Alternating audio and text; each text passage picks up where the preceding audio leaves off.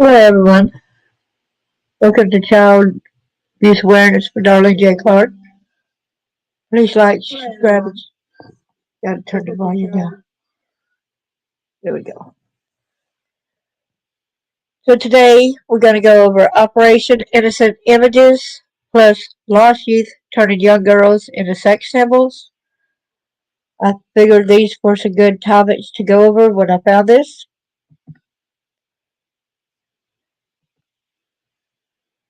Hey there, I'm glad that you're doing okay. How about you? You said you're doing good. Thank you for coming. Okay, in Matthew 18, verse 6, but whoso shall offend one of these little ones which believe in me, no better for him that a millstone were hanged about his neck, and that he were drowned in the depth of the sea. Matthew 18, verse 10, take heed that ye despise not one of these little ones. For I say unto you, that in heaven their angels do always behold the face of my Father which is in heaven. In Isaiah 1:17, learn to do right, seek justice, defend the oppressed, take up the cause of the fatherless, plead the case of the widow. Excuse me. I'm sorry. Colossians 3:21. Fathers, do not embitter your children, or they will become discouraged. And Proverbs 28, verse 5. Evil men understand not judgment, but they that seek the Lord understand all things. Now we're going to go to the copyright disclaimer under Section 107 of the Copyright Act of 1976. Allowance is made for fair use for purposes such as criticism, comment, and news reporting, scholarship, and research. Fair use is a use permitted by copyright statute that might otherwise be infringing. Nonprofit, educational, or personal use tips a balance in favor of fair use. Have y'all heard of Operation Innocent Images? I had never heard that before. This is news to me as well. So when I came across it, I said I need to bring it to awareness. Even though it's old, good to know and find out more resources.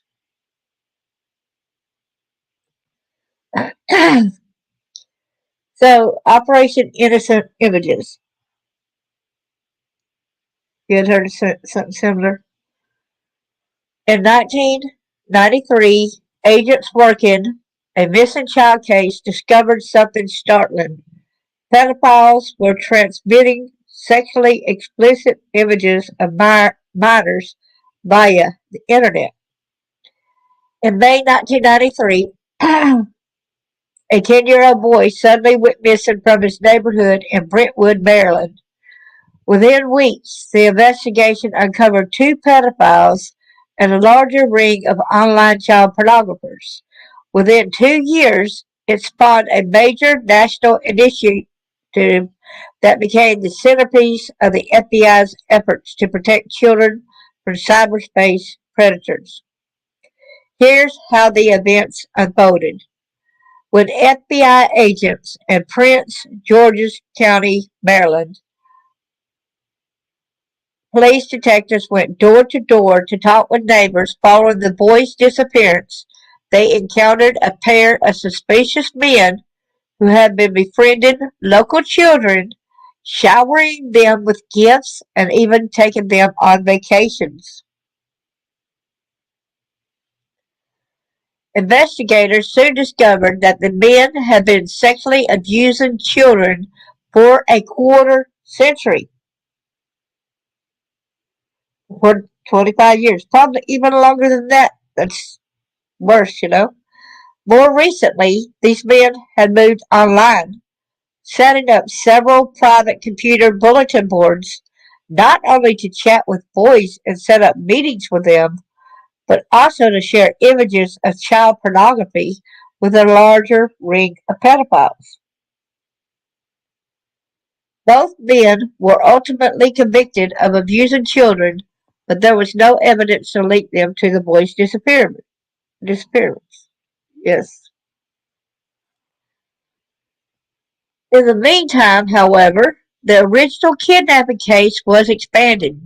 Agents called every FBI office in the country to see how widespread these illicit computer techniques were. They learned that numerous complaints had been filed nationwide by irate parents who were offended by pornographic images and unsolicited obscene messages emailed right into their homes. Experts were consulted who confirmed this alarming new trend: sexual exploitation of children via computers. From there, agents opened a new case in September 1994 that came to be called Operation Innocent Images. More agents and support staff were called in. Working under strict guidelines, the agents posed undercover, pretending to be children. They engaged in electronic conversations with suspected pedophiles and posed as consumers to peddlers of child pornography. At times, they were stunned by the graphic images and the overt nature of the messages that flashed across their computer screens. In the summer of 1995, the Bureau went public with the case, executing more than 100 search warrants simultaneously nationwide. Based on this investigation, the FBI formally launched the Innocent Images National Initiative to crack down on illicit activities conducted through commercial and private online services and the Internet.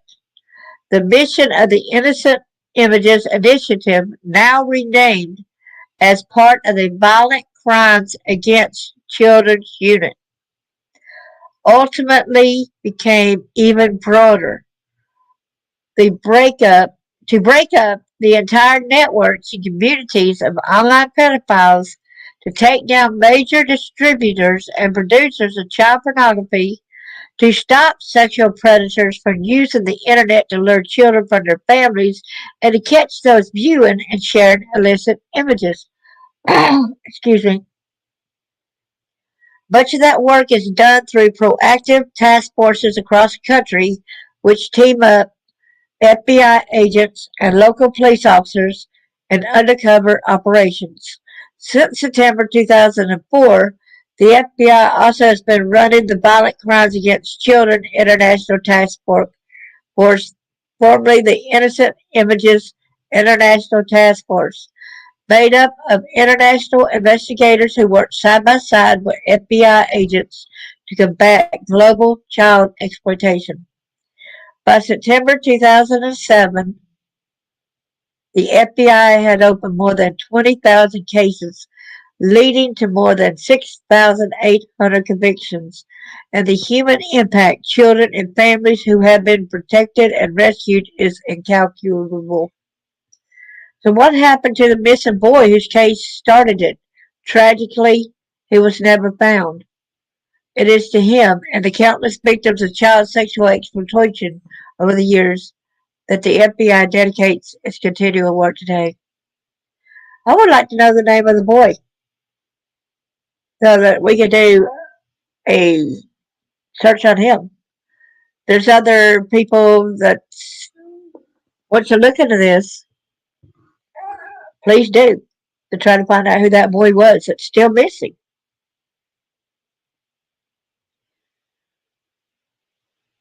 So clicking on this for the Operation Images program marks 25 years. The internet's being slow today. The FBI's Innocent Images program marks 25 years of investigating online child exploitation. Yeah, I don't think they have it out in the past. It said on May 24th, 1993, George Stanley Jr. Okay, there's his name, y'all. There's his name for all that want to try to investigate and do a story on him. There he is right here. Here's his name. George Stanley Jr. Burdinsky went missing from his Brentwood, Maryland neighborhood. The 10-year-old boy was never found, and no one was ever charged in his disappearance. The exhaustive investigation of this case did lead to charges against 3 men who were found guilty of sexually abusing several boys in the neighborhood. Some of them were friends of Junior's. But it is another investigative discovery from that case that the offenders were using computers to chat with their victims and with other pedophiles that led to a revolution in how law enforcement investigates child sexual abuse. In the months after Junior's disappearance, the tiny Hyattsville offshoot of the FBI's Baltimore field office began the FBI's first online undercover investigations into child predators. The scrappy but resourceful team crammed 3 burly agents into the telephone closet used for wiretaps and sent them online with undercover identities. Within hours of putting messages out on these burgeoning bulletin boards, the office was flooded with leads. By 1995, the overwhelming results from the program in Baltimore led to the creation and nationwide expansion of the FBI's Innocent Images program. The legacy of that program is both an uplifting tale of success and disparate account of some of the worst of human behavior. In its 25-year history, the number of convictions and cases generated by Innocent Images and its successor programs is eclipsed only by the scope and scale of the criminal behavior they uncovered. And running through every day of the program is the story of the agents, analysts, professional staff, and partner agencies who do what is arguably some of the hardest and most important work in law enforcement. Go help that squad out. In the early 1900s, a small Hyattsville FBI office ran 2 squads, one investigating narcotics offenses, the other violent crime. When Junior Burdinsky was reported missing, the Hyattsville agents went in to support the Prince George's County Police Department with the case. Every available agency brings in resources when a child goes missing, says Bob Copey. Now, retired from the FBI, Copey was assigned to the Hyattsville as a special agent and supported the kidnapping case. Fellow Hyattsville Special Agent Lou Luciano, also now retired, became the FBI's primary case agent. Also sent in to help was Special Agent Doris Gardner, then Doris Hapler, now retired, who had graduated from the FBI Academy barely 6 months before. With a background in mathematics and computer science, she had been assigned to a white-collar crime squad in Baltimore. I was a U.S. kid on the white-collar squad, Gardner said, of being volunteered to support the kidnapping investigation. I was told, go help that squad out. Within hours of Junior's disappearance, a team of state, local, and federal officers began searching for clues and interviewing neighbors. Sitting off Maryland Route 1 near the Washington, D.C. line, the Brentwood community was a tight-knit one, but the agents recalled many of the families were struggling, beset by addiction problems and financial strains.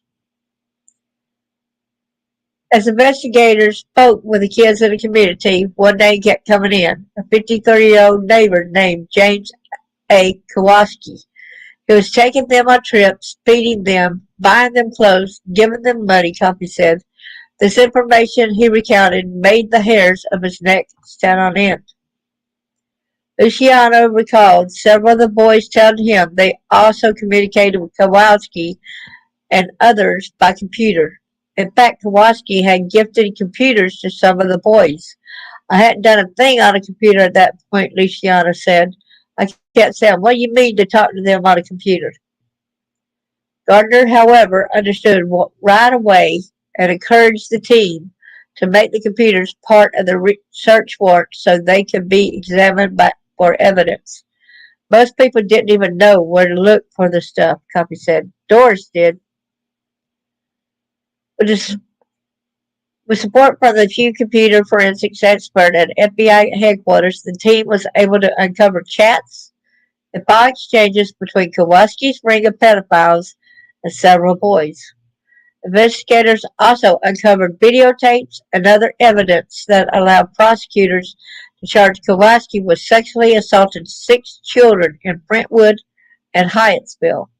2 other men associated with Kowalski were also prosecuted for exploitation. There was not enough evidence to charge anyone in Junior's disappearance. The kidnapping remains an active investigation, but what was uncovered on the computers became a case unto itself. The case was opened and assigned to me, just that part of it, said Gardner, who suddenly found her focus was no longer on white-collar crime. Then the Hyattsville program makes a national impact. The Hyattsville team knew they had uncovered something huge, but the laws were not quite ready to support their investigations. We are looking at the prosecutors and they're telling us there's no law for this, said Coffee. See, they were getting away from it. They're getting away with it, see? The agents from Hyattsville credit an aggressive and supportive supervisor for helping them work with the FBI headquarters and the Department of Justice to find a legal path to make these investigations happen. Lou Luciani also reflected back on the willingness of each agent and staff member to help and go well outside their traditional professional expertise. We took a guy off the drug squad and 2 fugitive guys. He said of the first 3 agents to go undercover online. Special agents Al Little, Jerry Doer, and Doug Chadwick were all over 6 feet tall and solidly built. I wouldn't want to run across them. The retired agents laughed, thinking back on the 3 of them sitting in a tiny space in a tiny office, pretending to be young kids online. But what came of the work was not funny at all. The very first time we threw the switch on this operation, it was like sharks coming for blood, Luciano said. A few months into their new investigation, Gardner got a call from the Florida Department of Law Enforcement officer who was looking for help on an investigation. He had identified a man living in New Hampshire who was actively trading this material online. That case really opened up the floodgates to Gardner because he was trading tremendous amounts of child sexual abuse material that led us to hundreds of more pedophiles. That case culminated in September 1995 when the FBI executed 116 search warrants across the United States simultaneously. At the time, it was the most search warrants ever conducted by the Bureau on any one case in any single day. We knew these guys communicated quickly, and we had to do it together or they would tip each other off, said Gardner. Destruction of evidence on a computer can be so quick. We wanted to make a big bang and let these folks know the Bureau is here. We are investigating this, and we are protecting children, Gardner said. They were successful on each and every warrant that day. We didn't miss, she said. The official launch of the Innocent Images National Initiative followed on those arrests. We knew we needed resources, and the FBI could not do it alone, said Gardner. Other law enforcement agencies wanted to get involved. We had to train FBI agents across all the field offices. We started offering training at the FBI Academy and at National Academy classes. What began in that closet in Hyattsville would expand to a nationwide and worldwide effort to contain crime that the Internet had both brought into the open and allowed to proliferate. Carrying the weight of so many cases. Special Agent Matt Vilsack joined the Innocent Images National Initiative in 1999, just a few years after its creation. Now a supervisor in Baltimore, he has watched the program grow exponentially. The Baltimore division recognized the problem first and took action, he said. Not that someone else wouldn't have caught on, it just happened to have started in Baltimore. But the number and reach of these cases quickly overwhelmed the one office. Now, when you take into account the local detectives, task force officers, FBI agents, Homeland Security investigation agents, and Secret Service, you're talking about thousands of agents and officers domestically and internationally, said Bilzick. I want to thank y'all for opening up this because it would not be a crime if y'all did not go ahead and bring it to the awareness. So thank y'all so much. There are currently 86 child exploitation and human trafficking task forces operating across the Bureau. But still, the thing that needs change is getting longer jail sentences for these people. The work is also supported by analysts and professional staff and extraordinary advocacy organizations like the National Center for Missing and Exploited Children. I want to shine a light on the work that they all do, Vilsack said. They truly are heroes. Because this work is nearly inhumanly hard, Vilsack will acknowledge that 2 decades of work in this offense has taken a toll, from the images and sounds that he wishes he could forget to the awful feeling that with so many of these cases coming in every day that he and his team can never go enough. There's a significant amount of stress around the number of cases we had, said Belichick. We have to pick and choose based on severity, but still, the case you're not working, some kid is getting hurt, sorry. So the case that you're not working, some kid is getting hurt. Belichick said that he has seen an uptick in the number and severity of the offenses in each of the years he had been in the unit. But 2020 has been especially bad. COVID and the lockdowns, we've seen a significant uptick in leads, he said. Leads can be anything from reports of online child enticement to sextortion cases to tips about the transfer of files that document the sexual abuse, often violent, of teens, children, and even babies. We know that some babies too. We heard of so many. While the pool of cases is overwhelming, the teens have extraordinary success. Extraordinary. In fiscal year 2020, the FBI opened 3,351 child exploitation cases and made more than 1,600 arrests.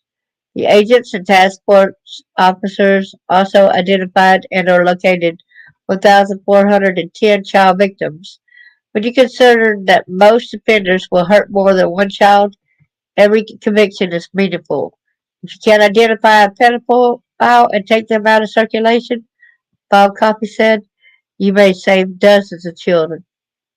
When Doris Gardner reflects back on the early days, she is heartened by the help and support she got and how the program has grown. Because we were working to protect children, I never had any problem getting people to be willing to help, she said. It's a lot of coordination, a lot of teamwork. 25 years later, those elements of teamwork and coordination and a drive to protect children are still at the heart of our work.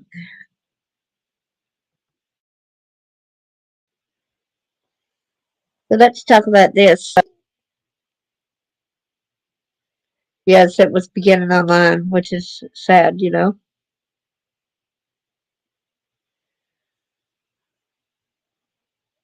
I am going to take a quick break. I will play a little bit of music while I go, or something I got to go quick.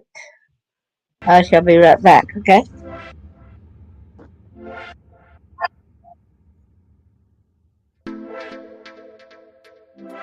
Yeah, in the face that one.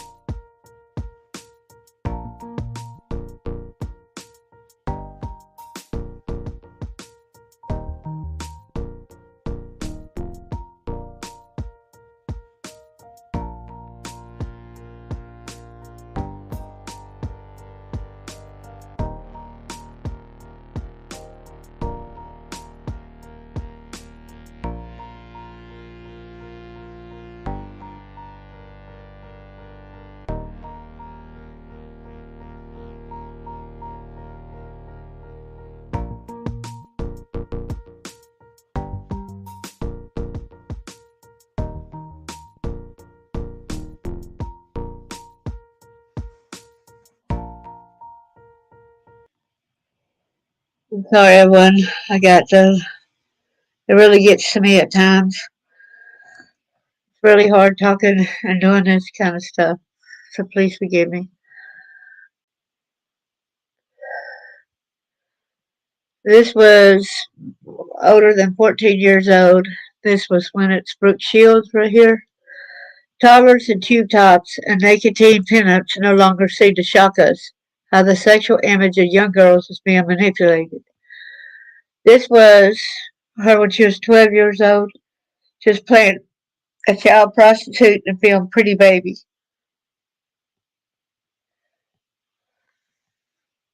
You know, it's not a child prostitute. They're exploited, trafficked. Not a kid willingly going out there and prostituting herself out. Last Halloween, a 5-year-old girl showed up at my doorstep wearing a tube top, mini skirt, platform shoes, and eyeshadow. The outfit projected a rather tawdry sexuality. I'm a brat. Tot piped up proudly, a lookalike doll clutched in her chubby fist. I had a dizzying flashback to an image of a child prostitute I had seen in Cambodia in a disturbingly similar outfit. I was startled, but perhaps I should not have been. In recent years, the sexy little girl became incessantly present in the media, from 15-year-old Miley Cyrus, photographed draped in a sheet for Vanity Fair, to websites counting down to the day that child stars such as Emma Watson reached the age of consent. And of course, there was Britney Spears, age 16, prancing around in a school uniform and pigtails in her first music video. The allure is that of Lolita, very young and very provocative. Lolita has become shorthand for a prematurely sexual girl, one who by legal definition is outlawed for sexual activity. The Lolitas of our time are defined as deliberate sexual provocateurs, luring adults into wickedness and transgressing moral and legal codes.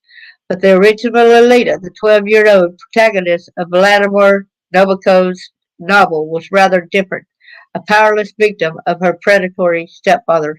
That's really what these girls are doing. They are innocent. They're powerless. This is society that makes them like this. I don't care whether somebody says that these Lolitas come and seduce the men. The men should be man enough not to go ahead and do these things to the child.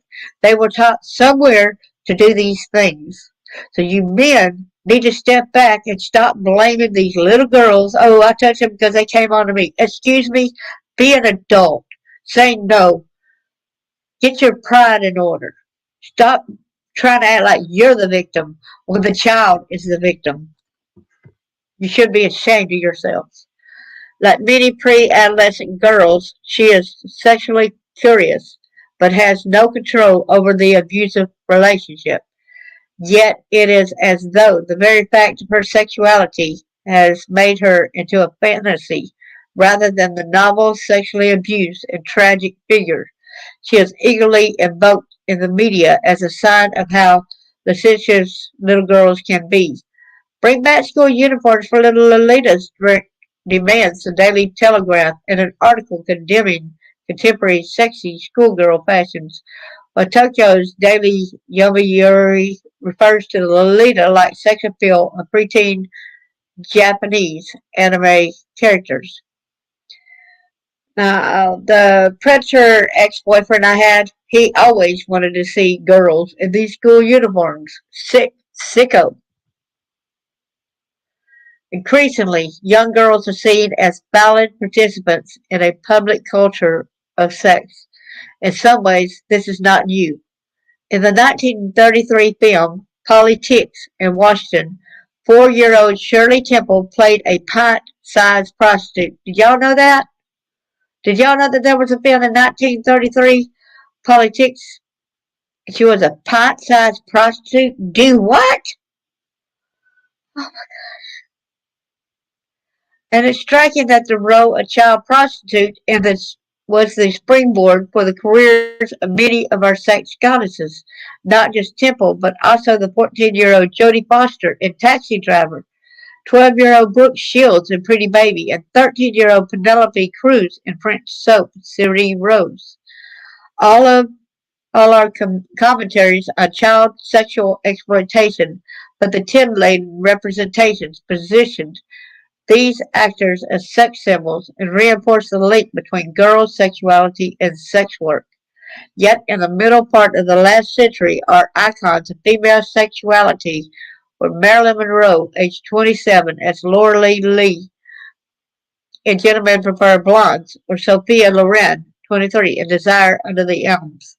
Legally and physically adults, their much admired bodies would not meet today's standards of sculpted muscularity and narrow hipped leanness.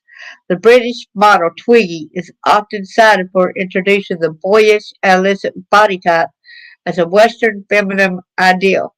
She was 16 when she started modeling in 1966, and by the late 80s, the slender adolescent body had come to epitomize female beauty. And that's what female beauty is not really. When you have to go by the norm of that, of commercials, of magazines, caused a lot of girls to end up with weight issues where they got these, I can't think of what the illness is, where they stop eating. A girl at the end of puberty has a naturally hairless body that demands no shaving, waxing, or chemicals.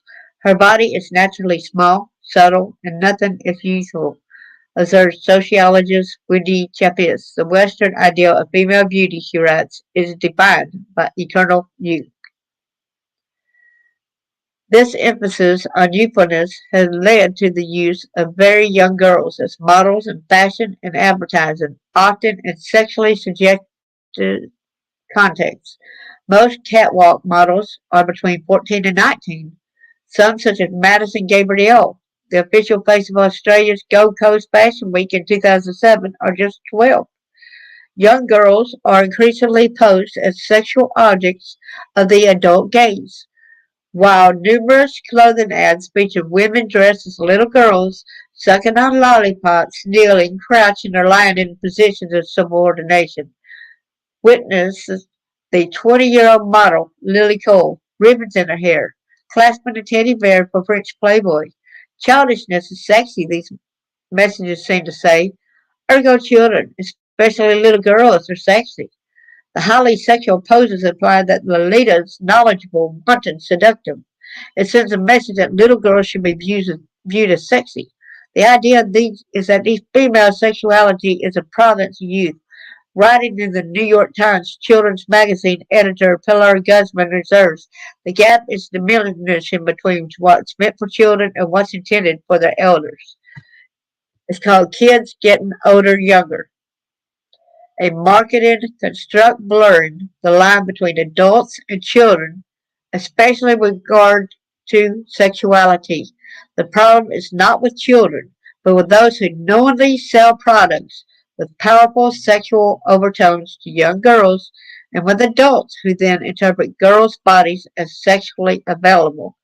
If these little girls can't feel sexual desire or understand much about it, why are we so obsessed with fetishing them?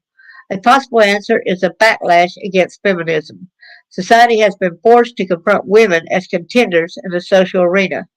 This has generated resentment from men, as in Michael Norris' infamous 2006 column in Forbes, Don't Marry a Career Woman, in which he claims that working women are more likely to cheat on their husbands. Little girls epitomize a patriarchal society's ideal of compliant, docile sexuality. In the media, girls are reduced to one-dimensional, wholly limited figurines. I really believe, I do not agree with that, but they look at it being a career woman that she'll likely cheat. I believe it's like they want you to depend on them. They do not want you to have a way out where they can continue to cheat when you can't regain yourself and be able to take care of you and your kids. They don't want that. They want to try a false narrative in there saying, oh, women don't need to be a career woman because they'll end up cheating. So wrong. But the motivation is also commercial. Cosmetics and fashion designers are finding ways to capture loyal consumers almost from day one. On the flip side, emphasizing girlishness as desirable facilitates the multi-billion-dollar sales of anti-aging cosmetics, creams, and plastic surgery. Finally, there's the underground economy of little girl sexuality, child sex trafficking, and prostitution. According to the United Nations, sex trafficking is the fastest growing area of organized crime. I want my two daughters, indeed all girls, to grow up confident about finding and expressing sexual pleasure. But as a culture, we have few ways to represent or acknowledge children's sexuality, and we seem incapable of dealing with it outside the realm of sexual commodification and commerce. Sexual curiosity and even some experimentation are ordinary features of childhood. Realistic, strong, and non exploitative representation of girl sexuality would be a progressive social step. But images of girls posed and styled as objects of the erotic adult gazes can't be. They often employ the conventions of sex work, legitimizing the use of young girls for prostitution and pornography. I wish that Halloween costumes for little girls involving vinyl boots or corsets were just silly and fun.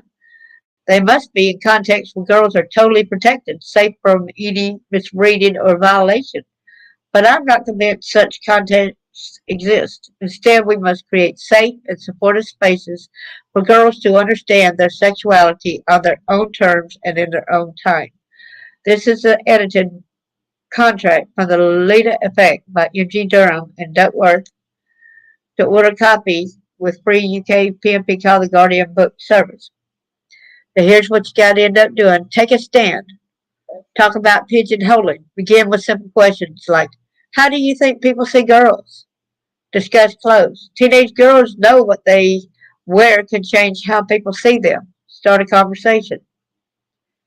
Anticipate complex reactions. Social identity and acceptance are important to girls. Be supportive. Pick your battles. A bizarre hairstyle may not be the cause for alarm, but really sleazy clothing merits serious discussion. The earlier you begin talking about these issues, the better. Fight back.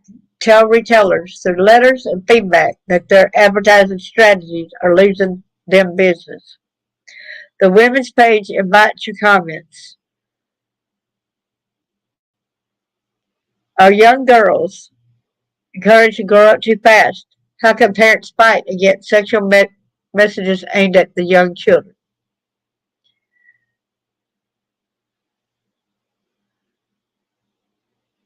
Okay, so we'll go back, stop sharing here. Hey there, Jackie, good to see you. I think this is sick, y'all. It's a meeting they want to try to blame. Yeah, there is a lot of weird, and I thought it was weird how a lot of them guys turn around towards the young Shirley Temple. And then I put it off as her being a cute girl or something like that. But it's like these guys act like she's the sexiest thing around or whatever. And it's sickening. It is disgusting. Because they want to say that that's what they have them, probably a lot of these beauty pageants dressed like they are. Look at John Benet Ramsey. She was made to look like a older person than what she was. They exploit these young girls. Then they exploit these teenagers as well, and it's not only happening to girls today, it's happening to a lot of boys as well. Y'all, if y'all know something, see something, say something, do something about it. Like it says, if y'all have problem with the garments that they are represented and trying to sell to our young people, say something about it. Like they had said, we need to say you're going to be losing customers by donning our kids into these sexually explicit. And I see a lot of kids wearing these shorts, wearing these halters. There's a lot of sickos that look at them in a sexual way. That's disgusting. But that's okay, bucket list. That's all right. But our kids need to be kids. They need to be able to play in the yard. They need to be able to, if they feel like playing with dolls, if that's what they prefer to play with, if they want to, just be themselves and play, but they got to still know rules about being able to pick up clothes, other the rooms, and make their beds. They got to learn responsibilities. Yes. Well, thank you so much. I appreciate it. That is sickening and disgusting to think that Shirley Temple had that video, that movie, her being a 4-year old prostitute. I'm like, dude, what? That's sickening. That's disgusting. She was America's little sweetheart. Wow. I was thinking that people are looking at her like a sweet, innocent child. I wasn't thinking that they were looking at her as a sex symbol. Oh my gosh. You know how horrible that is finding that out?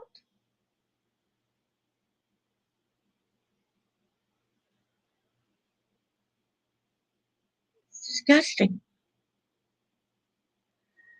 And like I said, a 4-year old can't be a prostitute. That means she's sex trafficked.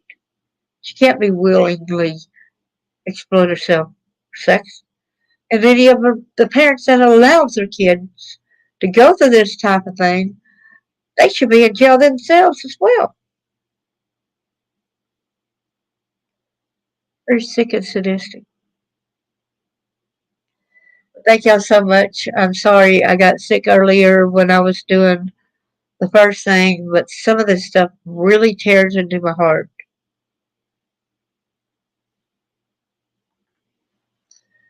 There's a movie with her that she did a video where a man does something nasty. Oh, really? That's sick. That is disgusting.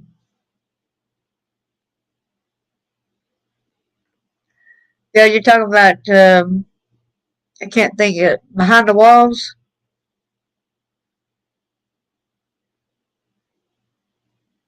So people know, understand.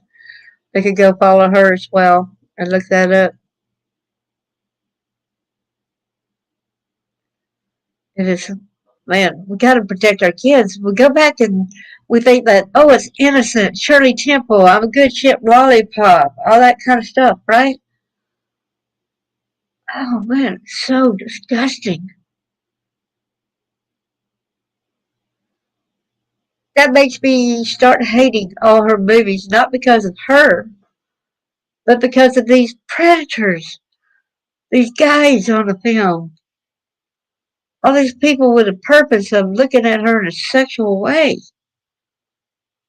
Dang, I'm mad, I'm angry, I'm sick. It's bad enough that one thing that I just went over with the Operation Innocent Images, when I was going over that, I literally got sick. I had to go run to the bathroom. Yeah. Shirley Temple's book.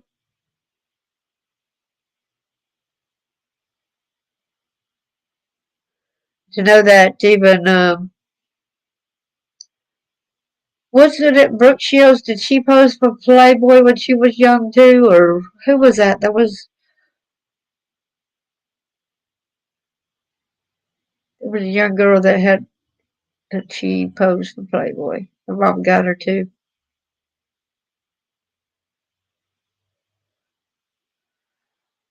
Shirley Temple did too? Oh man, that's sick and disgusting. Oh man, it breaks my heart. People used to say that when they curled my hair, it resembled her. Oh, the book. Okay, Shirley Temple book. Okay. Whew. You scared me for a minute. But they had her in a movie when she was 4 years old of being a child prostitute, y'all. I did not know that. They had Shirley Temple in the movie for child prostitute. Oh man, what a sick, disgusting world we live in, man. That goes to show and prove that it's been out there for so many years, which we've known. But I loved watching her movies, and I never even thought about them looking at her that way. I thought they were admiring her as a little girl. No, I don't remember the name. There's different names of movies. It just said that she was in the movie when she was 4 years old. I'll see if let me look it up right quick and see if I can find it. If anybody else finds it for me, just write it in the comment, please. Simple movie show.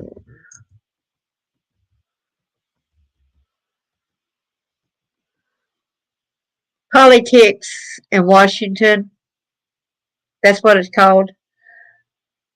It said there's also politics in Washington, which 40-year-old Shirley Temple seems to be playing some kind of prostitute mistress to a senator. A prostitute, a mistress to a senator. Oh my gosh. But he's also played by a preschooler, okay. All right. Wow. But still, that's all wrong. And then somebody's got a YouTube channel. Her name is Corinne Allord. And it's got, I just found this on the internet. Okay, hold on a minute.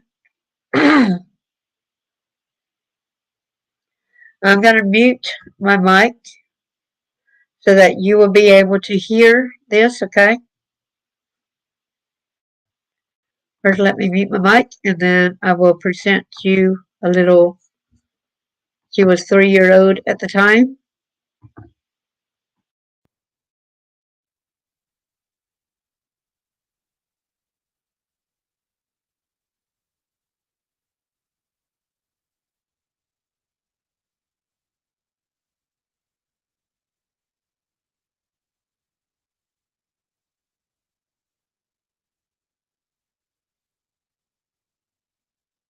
This story will probably enrage you, so this is your trigger warning because we are going to get into everything revolving the career of Shirley Temple, and it is very triggering, so don't say I didn't warn you. I will have to censor some of my words and things that I say for YouTube. Some of the clips made me uncomfortable. It's a very uncomfortable story, and Shirley Temple is just a very, very strong woman, all right? It's a shame that society was not really ready for the adult Shirley Temple. I mean, look at her. She was beautiful, right? She was sadly typecasted into childish roles for the remainder of her life, despite her breathtaking beauty and versatility as an adult. But Shirley Temple didn't really want anything to do with Hollywood anymore by the time she was of age. She began her journey in Hollywood at the tender age of 3 years old, and she retired by the age of 22. By the time she was 22, she was over it. She was like, you know what? I want to go do other things. She was overworked, okay? She began acting in an era before producers had censorship guidelines and where anything went in Hollywood, including films starring hypersensualized toddlers, if you catch my drift, pretending to be street workers. And y'all know what I mean by street workers, because YouTube, like I said, but women who sells their bodies, okay? And 3-year-olds were playing drunks and street workers and angry veterans and all of that. And she suffered unimaginable abuse on set behind the scenes and was not believed when she spoke out. Her mother was always present with her on sets for because she was her hairstylist. But despite that, she couldn't be present for every situation. And when Shirley Temple went and tried to tell her mother what was going on, like the abuses that she was dealing with on set, she chose not to believe her daughter. And despite that, do you know that Shirley Temple still wrote very well about her mother? She said that she was showered with love. Her dad took all her money from her. Her mother didn't believe her, kind of pushed her into the limelight. It's just crazy, but she still had nothing but positive things to say about her mother, saying she wasn't pushy and she showered me with love, etc. Which kind of reminds me of Drew Barrymore and Brooke Shields, which I did videos for, where they just seem to just have nothing but positive things to say about their mother, even though we as the public can clearly see that, hey, your mother could have really prevented a lot of this trauma in your life. But they will choose to see the positive, which just says a lot about their soul, how pure their soul were and how innocent, people are with their parents. They really just want the love and validation of their parents, that you can really turn a blind eye to all the trauma that your parents put you through just because you want to be loved. It's just so tragic, right? But as always, before we get into all of that, we will get into everything like I stated. I do want to start on a very positive and light note because this video is so heavy. So before you click off, as tradition, I want you guys to grow familiar with Shirley Temple's personality to really get to know her. We will discuss some fun facts like her favorite thing, food, diets, and stuff like that, and some of her beauty secrets in her adult years that kept her looking youthful. Then we will discuss her childhood career, personality, and her eventually walking away from Hollywood, all the creepy details. But first, hey friend, welcome to my channel, Korean Allude, where we deep dive and break down the most iconic stars through history. If you're not yet subscribed, please be sure to do so. And if you're already subscribed, please turn on your notification bell so you never miss an upload. And starting on a lighter note, let's talk about her beauty secret. So Shirley Temple is an iconic figure in the entertainment industry, known for her adorable curly locks and her charismatic performances. She captured the hearts of millions around the world. However, it's not just her talent that has captivated people, but also her timeless beauty, which has kept generations enchanted. Especially now. I mean, look at her as an adult. She was just gorgeous, right? Gorgeous, and she could have gave any of the starlets a run for their money. But you know what? The tabloids back then were so ruthless, probably more ruthless than we have tabloids today.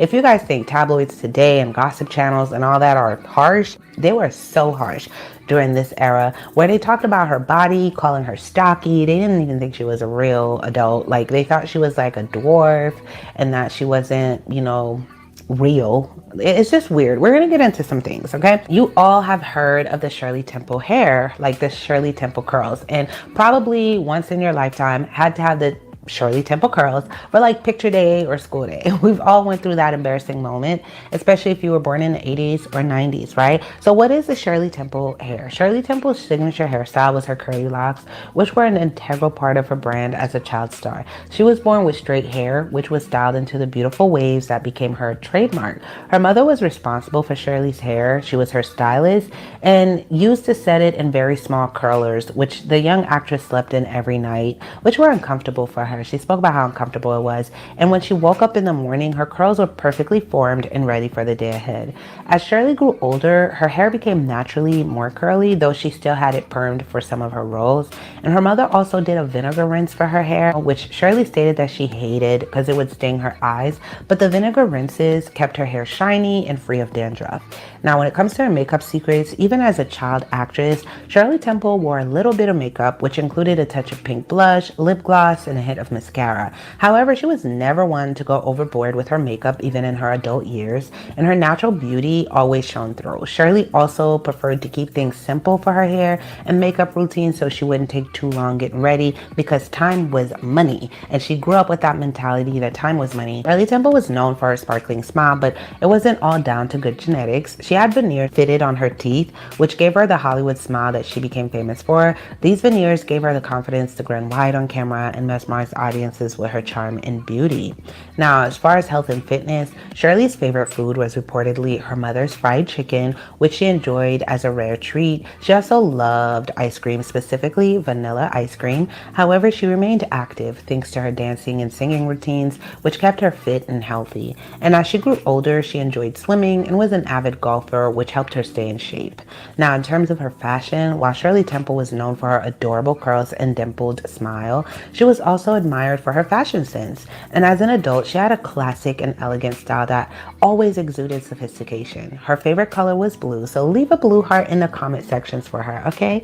And she loved to wear tailored suits, chic dresses, and timeless jewelry to complement her look, but she was also very simple. She was always very humble, down from her childhood to her adult years. In terms of her personality, Shirley Temple's personality was just as beautiful as her appearance, and she was beloved by all those who knew her. Family and friends described her as a kind and generous person who always had a positive attitude. And despite the fame and fortune that came with her success, she remained humble and down to earth, a trait that endeared her to audiences everywhere. And she even loved the crew that she worked on set with more than the stars and the directors and stuff. So even the crew would always describe her, like from the janitors to whoever it was, as just super, super friendly. And at a time where the whole racial divide was happening, where they even would put her in blackface, which is so offensive. She was just a toddler, so I'm not even going to show that picture.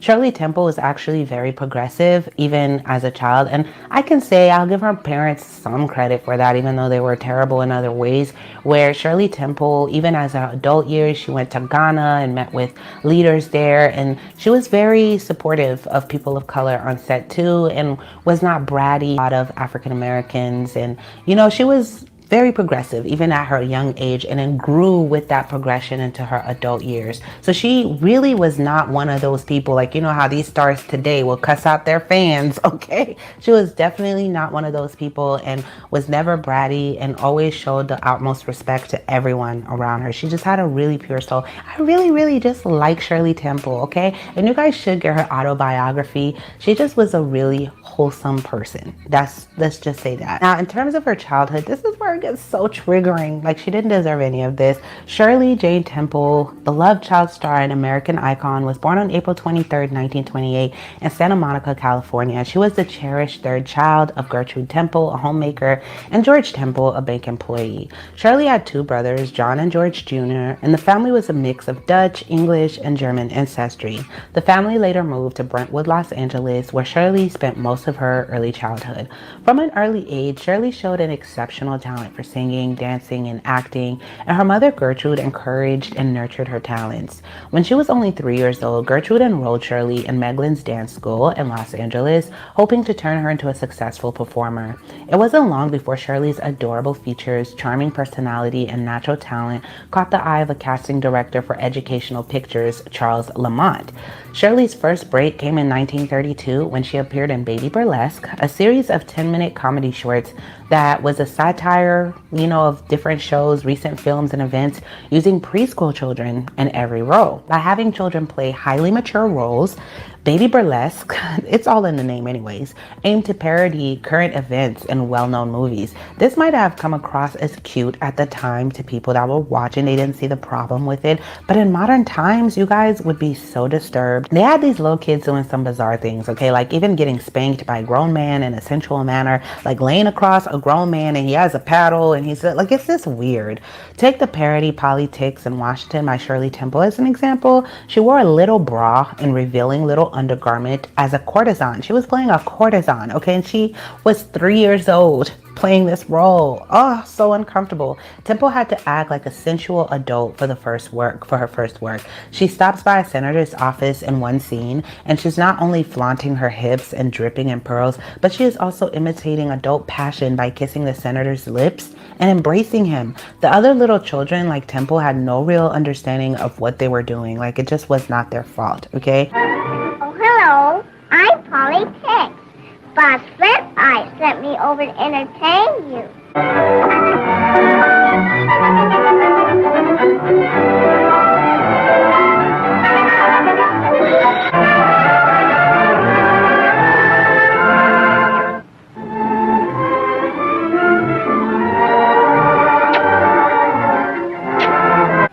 Wait! I think you're the most beautiful woman I have ever seen. You're gorgeous. You're ravishing. Ah, but I'm expensive. Alas. The Baby Burlesque, War Babies, which is another movie that was so disturbing, was another in which Shirley Temple starred at 3 years old. Temple had another improper character in this movie. She dances provocatively for the army men who are also portrayed by juvenile actors in an effort to catch their attention. Even worse, she says she's expensive and offers kisses in exchange for lollipops.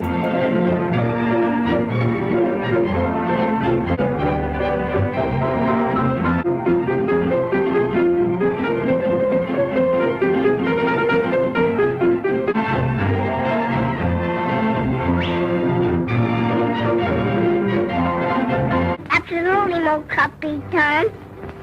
Hey, bartender! What is a baby? More. See what you think I spent?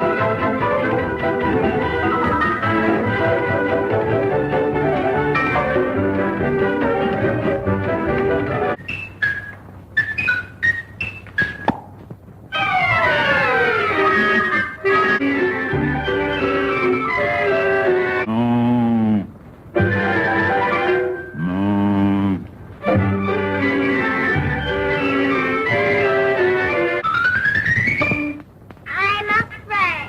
Hey, Slavinsky, throw that mess out of here. Listen, baby, I gotta go now. Now you be good until I get back. Stay away from that cloud. Clouds have sport. Okay, baby. And yet, in some strange way, even this wasn't the worst part. The director also was cruel with the kids if they didn't perform to his liking. Charles Lamont, the director, would place a child who needed to be disciplined in a silent box. However, this wasn't just any box. It was a little box with an ice block inside. It was terrible, icy, and cramped place to be.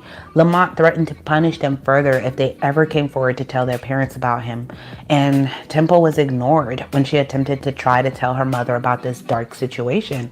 It's crucial to keep in mind, though, that Shirley Temple's mother launched her career. She launched her daughter's career, right? Miss Temple aspired to live vicariously via the success of her daughter. And after all, Shirley was her mother's ticket to fame and money as a failing ballerina herself.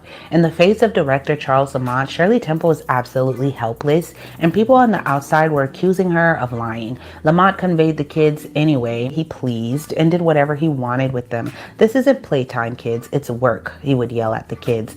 Temple would recall, even though she was in pain physically, she still was made to work because time was money, and this was something they kept repeating to the children all the time. Shirley's talent and natural charm soon caught the attention of other movie studios, and she was quickly signed up for small roles in various films, including an uncredited part in The Last Man. Shirley's childhood in Hollywood was not typical. From a young age, she was working long hours on movie sets, and her mother was constantly managing her demanding schedule and strict diet to ensure that she stayed camera ready. To finance production costs at Educational Pictures, Shirley and her co-stars modeled for breakfast cereals and other products to make ends meet. And despite the pressures and demands of being a child star, Shirley didn't let fame get to her head. She remained humble, polite, and graceful gracious to everyone she met, earning her the affectionate nickname America's Sweetheart. She was really a sweetheart, okay?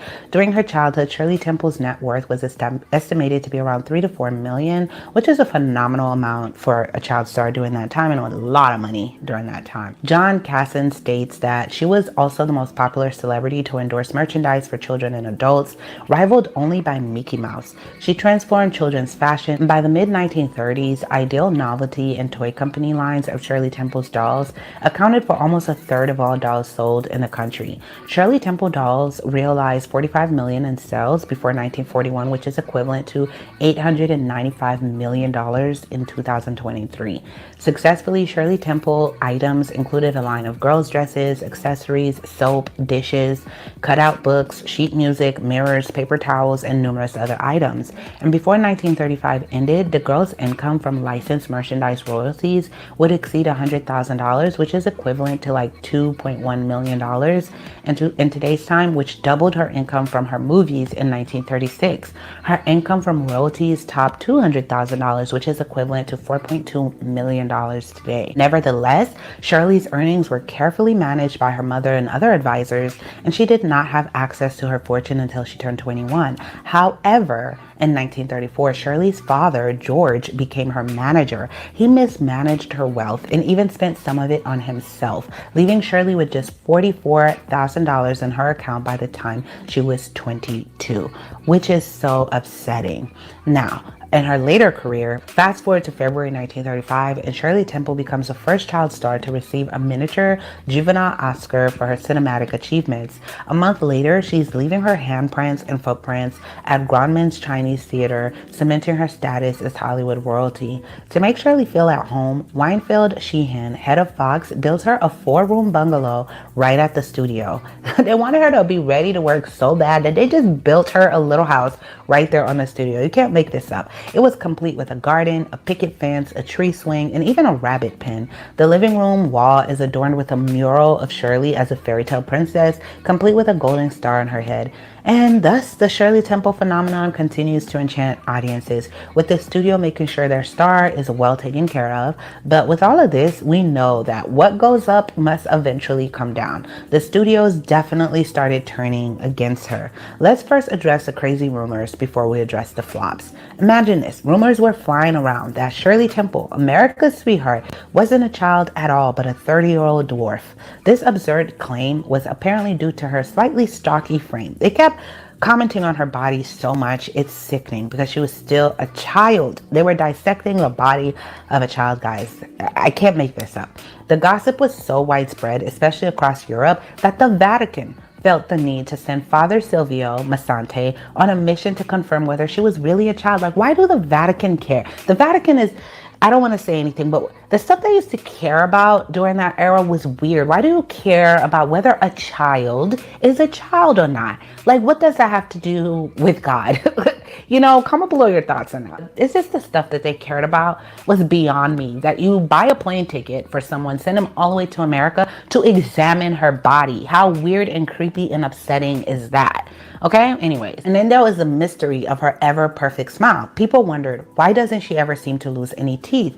This led some to jump to the wild conclusion that she must have a full set of adult teeth, which wasn't true. The reality, like any other child, Shirley was regularly losing her baby teeth during her time at Fox. To maintain her perfect on-screen smile, she wore dental plates and caps to cover up any gaps. And just to add to the ridiculousness, there were whispers that her teeth had been filed down to look like baby teeth, which was also not true. Then there were the tall tales about her iconic curls. Some believe she was wearing a wig, and fans would even tug and pull out her hair to test the theory. She didn't even have privacy for herself. Like, she'd be out in public and you'd have adults pulling on this little kid's hair just to see if it's real or not without her consent. I can't even imagine. One of the most bizarre accusations, though, levied at Temple came in 1939. The accuser believed that Temple had stolen her daughter's soul, and she went so far as to try to assassinate Temple during a live radio performance of Silent Night. The woman believed that shooting Temple would release her daughter's soul from captivity, but thankfully she was unsuccessful, which was crazy. In 1940, Shirley Temple, the darling of America, found herself facing a challenge. Two of her films released by 20th Century Fox, The Bluebird and The Young People, didn't perform as expected at the box office. Given this downturn in her career, her parents decided to buy out the rest of her contract. And at the tender age of 12, Shirley was enrolled at Westlake School for Girls, a prestigious day school in Los Angeles, marking a shift in her life from film set to school desk. Back at the studio, the bungalow that had once been her home, that little house they built for her so she could still continue to work in the studio, it was renovated and all signs of its former occupants were removed. The building was repurposed into an office, signifying the end of an era. It's like Hollywood will chew you up and spit you out. You're not making us money anymore. Let's turn this house into an office. That's how they did her. However, Hollywood wasn't quite ready to let go of her just yet. They still wanted to milk out what they could from her. MGM, another major film studio, saw potential for a comeback and signed her on. They had big plans to cast her alongside Judy Garland and Mickey Rooney on the popular Andy Hardy series. And I did a video for Judy Garland also. Shirley's only film with MGM turned out to be Kathleen in 1941. The film, which told the story of a troubled teenager, didn't fare well at the box office and resulted in the mutual termination of her contract with MGM. She also dealt with a similar experience with Selznick, and it's just too annoying to say, but he was this producer that did Gone with the Wind, and he's a weird character himself. He's on my list to do a breakdown for, but he basically had this remote in his office that he can shut the door, in his office closed without even getting up from his desk with just a touch of his finger. And he had her in his office and locked the door and basically proceeded to chasing her around his office to try to sleep with her. And she was still a young girl, I'm telling y'all. But he grew tired of chasing her because she just kept running around in circles. He eventually just let her out. But yeah, it turns out her career started spiraling after that because she just was not giving in to sleeping. And it was part of David O. Selznick's contract to let me not say contract, but it was a well-known secret in Hollywood that you have to sleep with him if you work with him. It has to be a casual, consistent thing. It didn't matter how old you were. He was like a Harvey W. of his era. Just terrible. And according to Robert Wendler, a biographer, the films she made between 1947 and 1949 didn't make much impact financially. They lacked the high quality production values of her earlier work, and her performances didn't shine as brightly as before. And in August 1950, Shirley auditioned for the Broadway stage role of Peter Pan, but was unsuccessful. And recognizing that her recent films hadn't been up to par, she made a crucial decision about her future. On December 16, 1950, Shirley Temple announced her retirement from films, closing a chapter on one of Hollywood's most enchanting childhood stars. And she went on to be in politics. You can look up her political work. Like I said, she went to Ghana also, and she was just making a lot of waves with that and speaking up about a lot of issues for women and in general, so she lived a happier life outside of Hollywood. But let's get into her marriages real quick. When Shirley Temple was just 15 years old in 1943, she met John Agar, a sergeant in the Army Air Corps and physical training instructor. He was also part of a wealthy family from Chicago that was into meat packing. Shirley tied the knot with him on September 1994 when she was only 17. They had a grand wedding at the Wilshire Methodist Church in Los Angeles, and they had like 500 guests, so it was a huge wedding. Shirley and John welcomed their daughter, Linda Susan, gorgeous girl, on January 30th, 1948. Agar transitioned into acting, and he and Shirley starred together in two films, Fort Apache and Adventure in Baltimore. However, their marriage was fraught with difficulties. John reportedly struggled with alcoholism and was unfaithful. Shirley decided to end their marriage, citing mental cruelty, and they divorced on December 5th, 1949. She was granted custody of their daughter. Shirley's life took a turn for the better when she met Charles Alden Black in January 1950. Charles was a decorated Navy intelligence officer during World War II and was working as the assistant to the president of the Hawaiian Pineapple Company, coming from a well-to-do family. His father was the president of the Pacific Gas and Electric, making Charles one of California's wealthiest young men. So he came from money, okay? He wasn't a nobody. And Shirley and Charles got married in an intimate ceremony, not as big as the first one, at his parents' home in Del Monte, California on December 16th, 1950. When the Korean War broke out, Charles was called back to the Navy and the family moved to Washington, D.C. They welcomed their son Charles Black Jr. on April 28th, 1952. And after the war, the family returned to California in May 1953. Their second daughter, Lori, was born on April 9th, 1954. And Shirley and Charles enjoyed a long and happy marriage charge of 54 years until Charles passed away on August 4, 2005 due to complications from a bone marrow disease. In 1972, when Shirley Temple was 44 years old, she was diagnosed with breast cancer. And sadly, Shirley Temple passed away at the age of 85 on February 10, 2014. And today she rests in peace at the Alta Mesa Memorial Park. Her life continues to be an inspiration for many. And this is all I have for this video. I just think she went through so much. Please leave a blue heart in the comment section for her. And I'm glad that she just found love and happiness and died doing what she loved. And I'm just so infuriated. I'm about to cleanse myself now, okay? Please watch my Judy Garland video next. It's linked in the comment section pinned. Check that out, and it's also in the end cards. I love you guys so much. Thank you for tuning in. If you like the music you listen to, the link is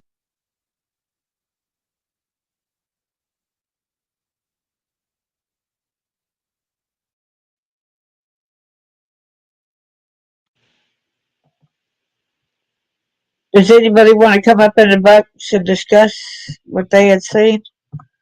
Feel free, you can.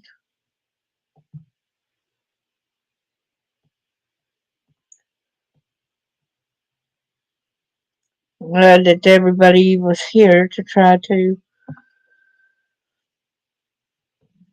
get this out there and stuff. For Shirley Temple. For all these other people as well. All these people that were actors and actresses under that one guy, and one had to have sex with him. That was part of the contract.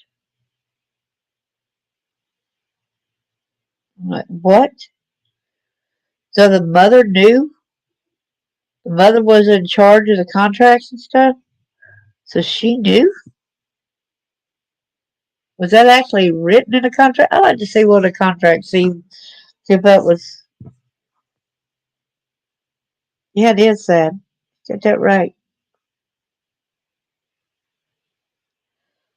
Y'all remember to be vigilant and hypervigilant. I think it's time that I go to the other... it's time for my other live. So I got to close this out and bring awareness about the codes for pedophiles. Alright, see y'all in a little while.